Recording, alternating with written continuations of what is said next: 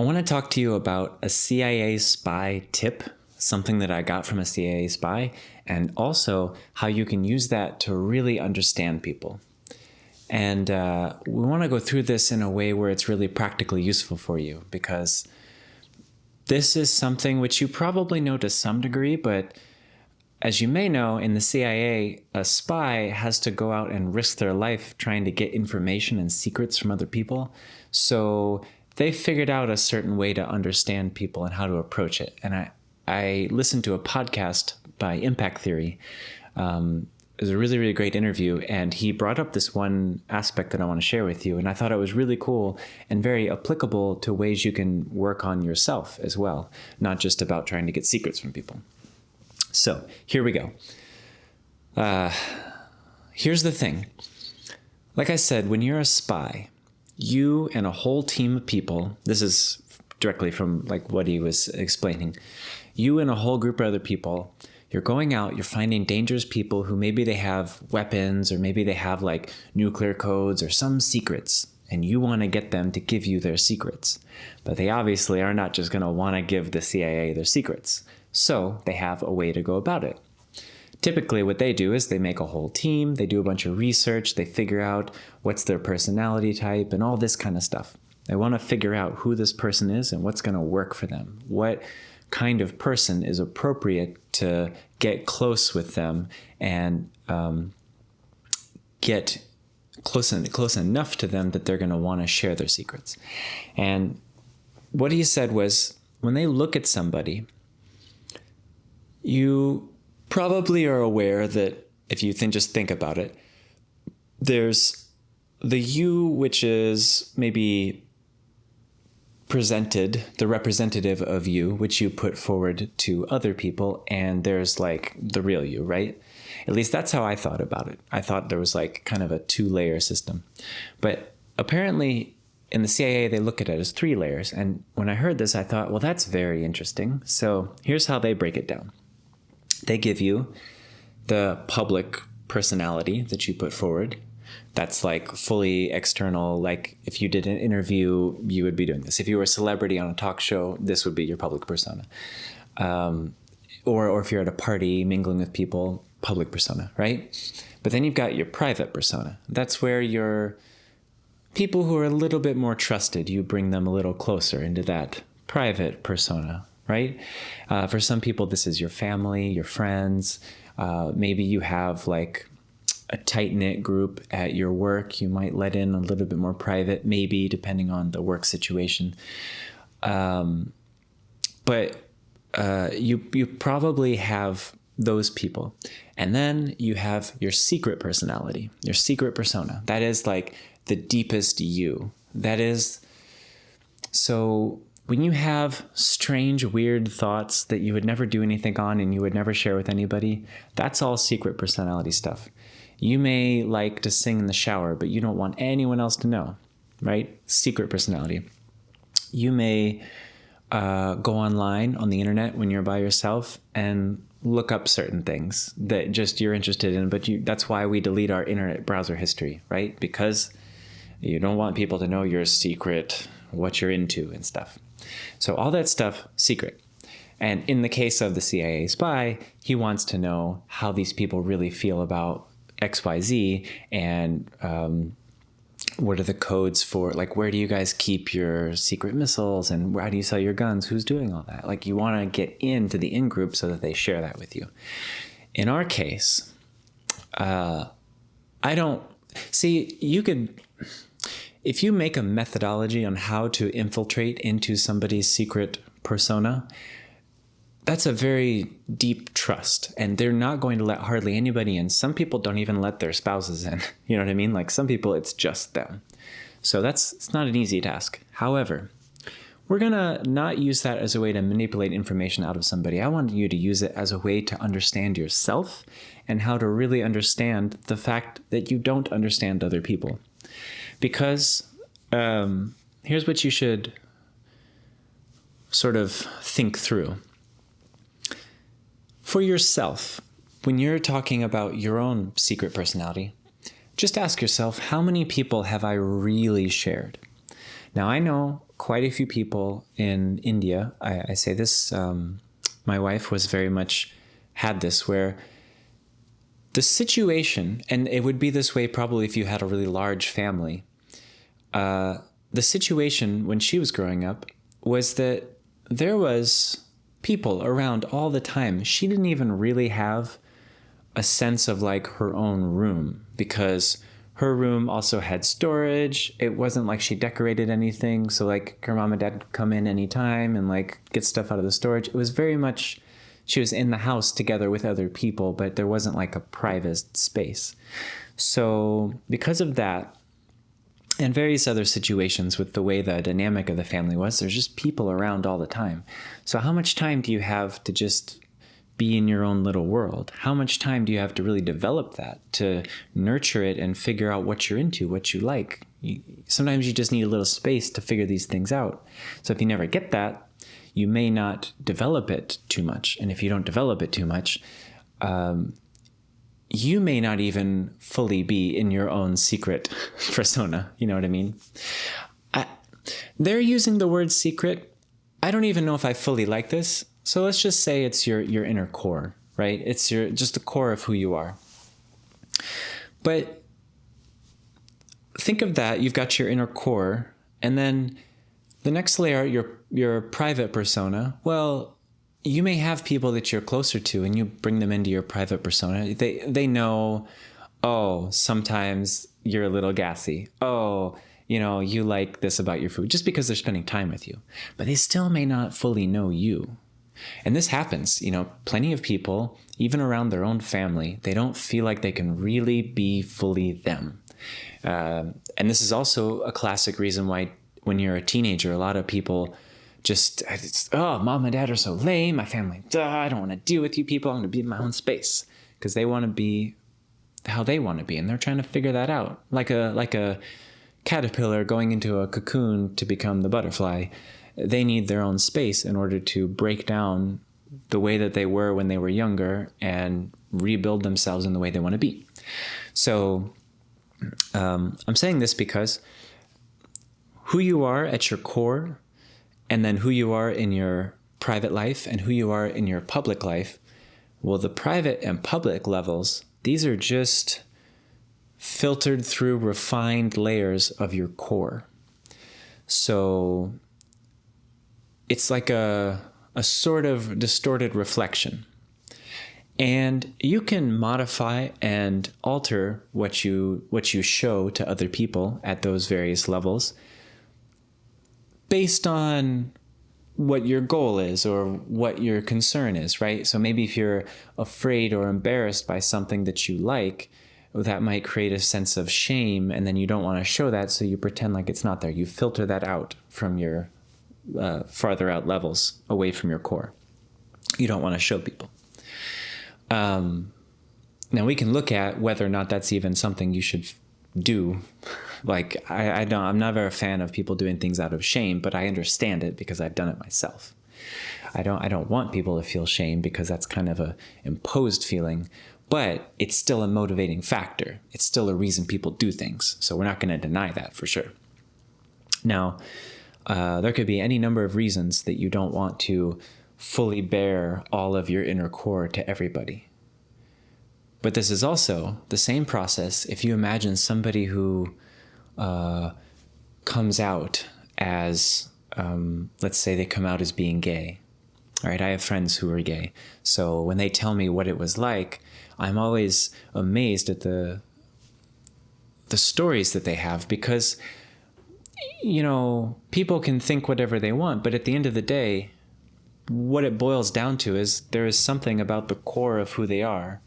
And then there is the private and public personas that they put forward for other people. And they had to reconcile with that. And at some point, when there's such a big, important difference between your core and what you're putting out, you're kind of living a lie if you're always pretending to be in these other personas. So to be able to reveal that, and then whether people reject you or accept you, whatever, it's liberating. And it doesn't have to be about your sexuality. This could be just anything, right? You know, maybe you're surrounded by people that are all about math and science and like this sort of mentality, but you want to be an artist. Well, they may not get you. They may not understand you. They may reject you. So you don't show that in those other personas. And this is true for so many other things. It doesn't matter what it is. Taking the time to dive into your core, your inner core, the deepest level of who you are, even if you don't let that persona get shared with anybody else, diving in and being okay with who you are on the inside is a massively important step. Because I've asked a lot of people this one question. I asked them, if you're by yourself and no one else is around, it's just you, and there's no phones to distract you, no music, no movies, no nothing. It's just you sitting with yourself. If you're in that state, you're by yourself, and you're miserable, you're upset, you're anxious, you're frustrated, you're anything other than at ease, just good or joyful, even better. If you're not those things and you're just some other level of uncomfortable in some way, then that means your core, there's a dissonance going on there. You've not accepted who and what you are on the inside. You've not taken the time to give yourself the space potentially to even figure out what it is. Depends on you. But taking the time to figure this out is essential because, like I said, the outer layers are just a filtered version of this, right? You've removed certain parts or altered some things in order to put an image forward for other people. But at the end of the day, your core is where you should have the most truth and honesty. Like, it should be a place where you refuse to tell a lie to yourself. Maybe for other people, you have to be something else or say something that's not true, right? You know, the world is full of all kinds of situations, so things come up. But within yourself, you should know what's up. You should know what's real, what's true. And you shouldn't be willing to lie to yourself for consolement or to make yourself feel better about things.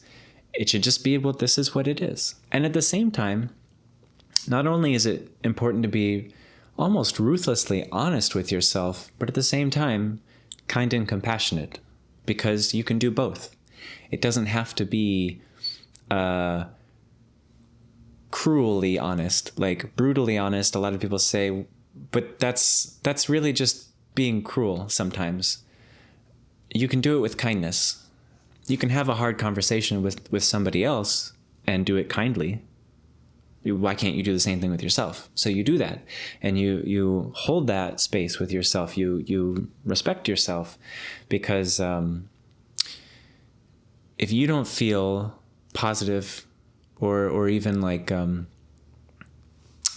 if you don't have the capacity to be kind and compassionate with yourself, you're not going to have the ability to do it with other people. Not really. You'll do it to some degree, but there'll always be the same judgments you have for yourself for what you see in other people, because you can only really understand other people to the degree that you understand yourself.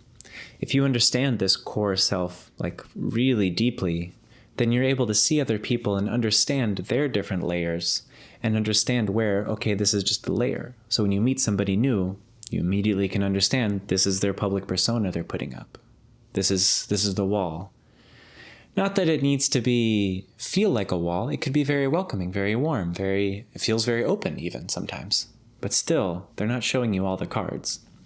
And that's because this is the representative put forward for the maximum ease in the situation. People let you in to their layers the minute that they realize there's an alignment, there's an understanding. They feel that it's comfortable and safe, because there's a certain mutual understanding, right? So someone may not share that they really like gambling and poker, unless they have some understanding that you're probably not going to judge them for it. You might even embrace it. You might even feel that way yourself. You see this play out many times in movies or in your own life experience. Like someone's like, wait, you like poker? I like poker. We like poker. All of a sudden, both people like poker. You see what I'm saying? And they're open about it. And it brings them to another layer of connectedness. And these layers are not, when we say 3 layers, there's not really any layers. This is just a contextual way to understand it. But it's true enough in terms of us talking the same language. In the same way that, yeah, technically your brain has layers, like there's the, inner part and then your neocortex and reptile brain and all that.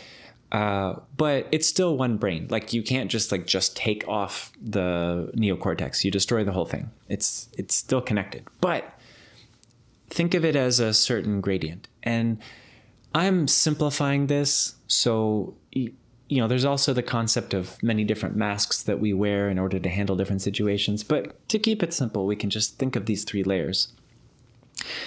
So for you, your goal is to understand your inner core, that inner layer, fully. And then consciously decide what you want to put out in your private life with your friends and family and whoever you keep close, and your public persona. What kind of public persona do you want to put out in the world? Because that's a choice you have. You're not stuck with whatever you're at now. You can change. You can be a different way. And maybe those changes will be accepted by other people, and maybe they won't. But as long as you're okay with it, it doesn't really matter. Especially if you consider that there are 8 billion people in this world.